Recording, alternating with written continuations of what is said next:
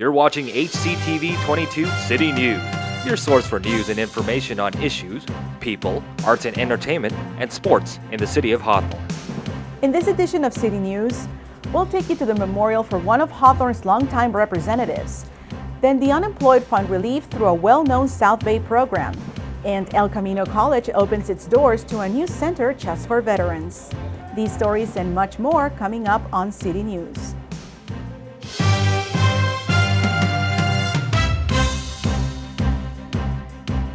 Hello and welcome to City News. I'm Sophia Pop.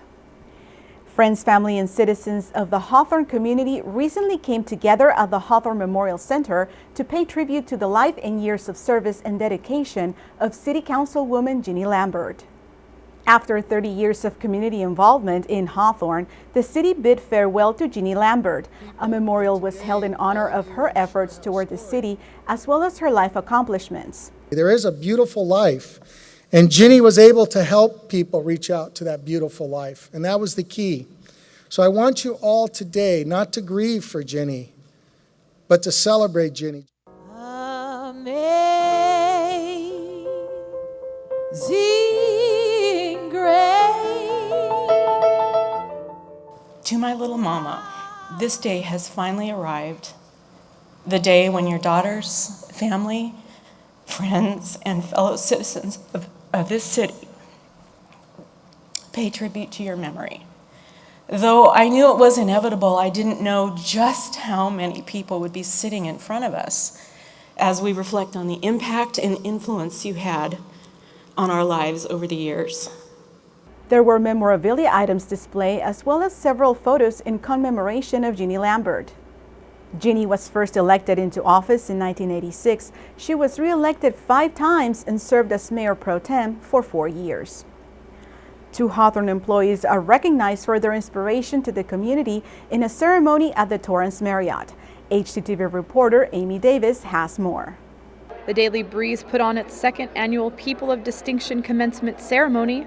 Of the 32 finalists, 2 of those were Hawthorne Police Department's finest. Hawthorne Parking Enforcement Officer Erica Marquin has been nominated for the Young Person of the Year award. And for Erica, it is something she didn't see coming. We just do it because we have the heart to do it. So when I found out, I was very touched. Along with Erica, Hawthorne Police Officer Andrew Garton was nominated for the category of Unsung Hero. Garton passed away earlier in the year due to a work-related motorcycle accident, and Hawthorne's Chief of Police, Robert Fager, said he was one of their most respected officers, and he is more than deserving of the nomination. Andrew was truly a man who was a stand-up person of character. He really embodied what a police officer should be. He was a great friend, a great peer. Garton, affectionately known around the police station as OMG for Old Man Garton. The Daily Breeze created this event to honor citizens like Garton and Marquin for the remarkable examples they are to the community. And I think tonight, we as people and as companies, and thank goodness for a wonderful enterprise like the Daily Breeze, are celebrating greatness. And there's a lot of it in this room. Next year, the Breeze hopes their People of Distinction commencement is even more successful than it has been in its first 2 years. For Hawthorne Community Television, I'm Amy Davis. South Bay and Harbor area residents say this event is extra special because honorees are nominated by the readers. A nonprofit group called Every Child Foundation recently awarded a grant in the amount of $1 million to Centinela Youth Services, an organization that provides youth mediation services in the South Bay and LA County. The grant funding will be used to open and operate a new center called the Every Child Restorative Justice Center, set to open in 2012. This is going to help not only our youth, but the families that often have to go through the ordeals of looking for resources and referrals for their child. This money is going to go help so many young people, get them back in school, get them right on the right track. The center's programs will be geared to take more than 1,200 South LA teens from juvenile courts and reroute them into various programs. What this will do is give our city a new tool for diverting juvenile crime and hopefully making a bigger difference in the long-term impact of community quality of life. Centinela Youth Services was started over 36 years ago and continues to provide child conflict resolution services. Every Child Foundation pulls monies from over 200 members every year to provide grants for agencies serving children in need. The South Bay Workforce Investment Board provides services to help the unemployed find work. They honored some of their success stories at this year's Alumni Awards breakfast. HCTV reporter Margaret Sharp has more on the story. Hawthorne resident Sharita Jones is no stranger to the economic downturn and its effects. My car was repossessed. I was considering moving back home with my mother. I had to cancel my health insurance, so I do not know where I would be today. It's an increasingly common story of what happens to companies that downsize. I was laid off in 2009 after working in the finance industry for 15 years. Hopeless, no degree, single mother, didn't know what to do. But Jones did do something about it. She got assistance through the South Bay Workforce Investment Board, or South Bay WIB, which offers programs to assist the unemployed. They use federal and some private funding for programs, including job placement centers. For some like Jones, they also pay for education when retraining is necessary to go into a new field. Great opportunity. I seized the opportunity, went back to school for project management and IT, and I'm now working as a consultant for the Los Angeles World Airport. Helping people like Jones is exactly what South Bay WIB does. If you're laid off or you're economically disadvantaged, we try the best we can to help. And help is what Hawthorne City Council members say the unemployed desperately need. It's probably the worst time ever in the history of America. It's worse than the Great Depression. Obviously, it's very tough. You know, folks are losing homes, losing jobs, have children that are suffering that are in college. Well, right now the city of Hawthorne has an unemployment rate of 16%, and the national average is about 12%. Locally as well, it's about 11 or 12%. So it's really important that we have groups like the South Bay WIB. This is like an unknown secret that people just aren't taking advantage of. Luckily, Jones was paying attention and did take advantage of the program. Her advice for others in a similar situation: stay strong and focused. Set a plan, make a plan, be determined, stay focused, and don't give up. That's don't give up is the most important. This year marks the 16th year that the South Bay WIB has been honoring success stories like Jones's. For HCTV, I'm Margaret Sharp.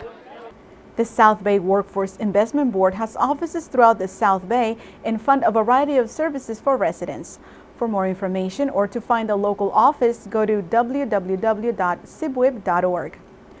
Coming up next on City News, El Camino College opens its doors to a new center just for veterans. Then see how community members came together this past Thanksgiving to help those in need. We'll have more news ahead. We'll be right back. One day these rats were playing in the woods. Wanted some matches and that's no good. So the gorgeous force is what you decide. Don't play with matches. Don't play with fire. Only you can prevent forest fires. Fire. While walking in a toy store the day before today, I overheard a crayon box with many things to say. I don't like red, said Yellow, and Green said, nor do I. And no one here likes orange, but no one knows just why. Well, I bought that box of crayons and took it home with me and drew with all the colors so the crayons could all see. That each of us is special and everyone's unique, but it's when we get together that the picture is complete.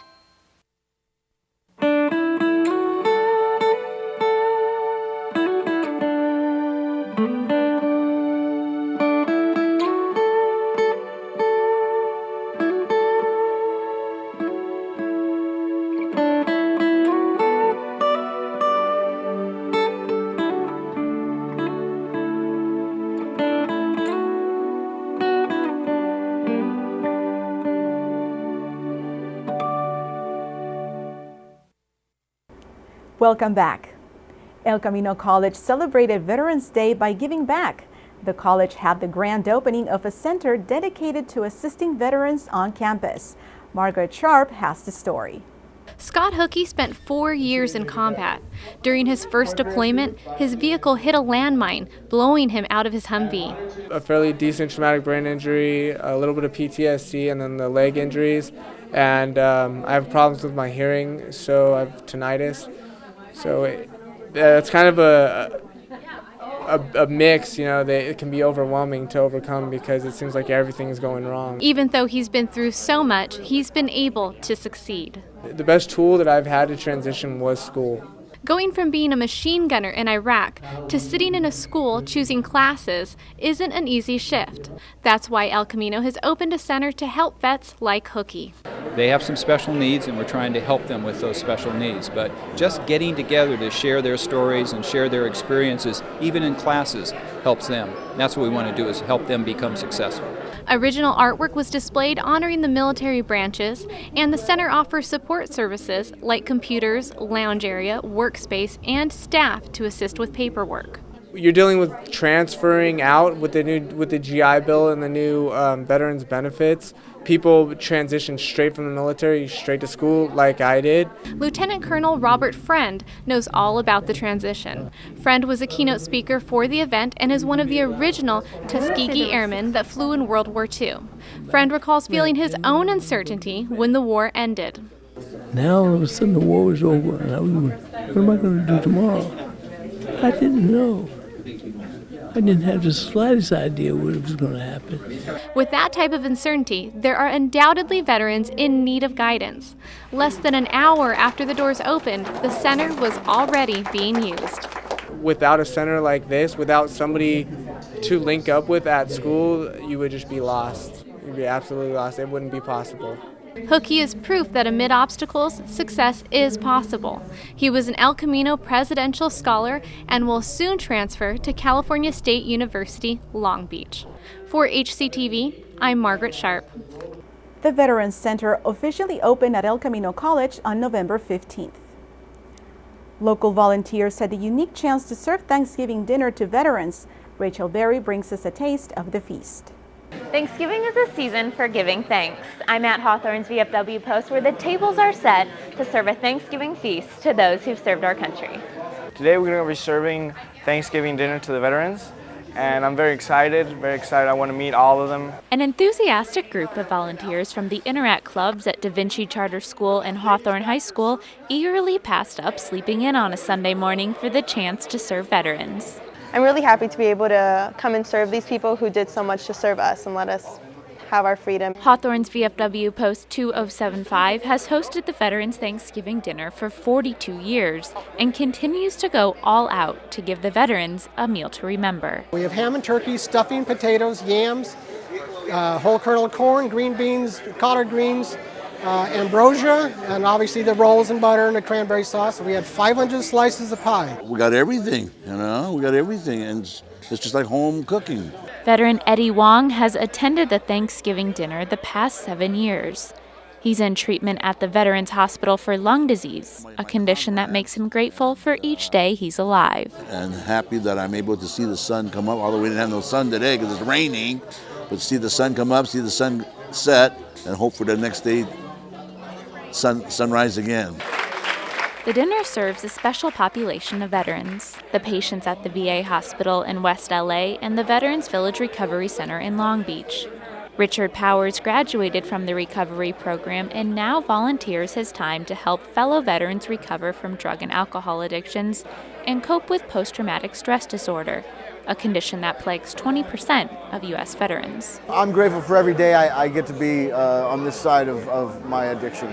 The event prompted many veterans to reflect on what they're thankful for this holiday season. And I'm also thankful that people is stepping up to the plate now and treating the veterans like they are worth something. Before I served, I wasn't much of a patriot, but after 9/11, it flipped the script on me, and now I am, and I love it. A few of Hawthorne City Council members came out to thank the veterans for their service.